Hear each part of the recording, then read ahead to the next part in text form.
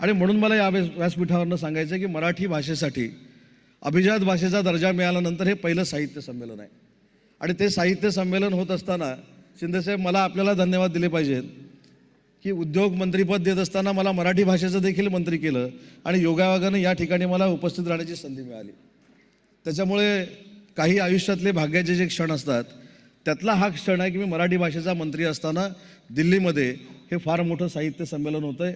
आणि या साहित्य संमेलनामध्ये जे काही विचार आम्हाला मिळालेले आहेत म्हणजेच मराठी माणसाला मिळालेले आहेत त्याची जपणूक करणं ही आमच्या सगळ्यांची जबाबदारी आहे. संमेलनाध्यक्षांचं भाषण आपण सगळ्यांनीच ऐकलं. त्याच्यातनं मला असं वाटतं की खरा साहित्याचा संस्कार महाराष्ट्रामध्ये काय जो आपण देशाला आणि जगाला देऊ शकतो ते आपल्याला बघता देखील आलं आणि ऐकता देखील आलं. आणि म्हणून अशा साहित्यिकांच्या मांदियाळीमध्ये जेव्हा बसण्याची संधी मिळते ते आयुष्यातलं परम भाग्य असतं आणि ते माझ्या नशिबी आलं.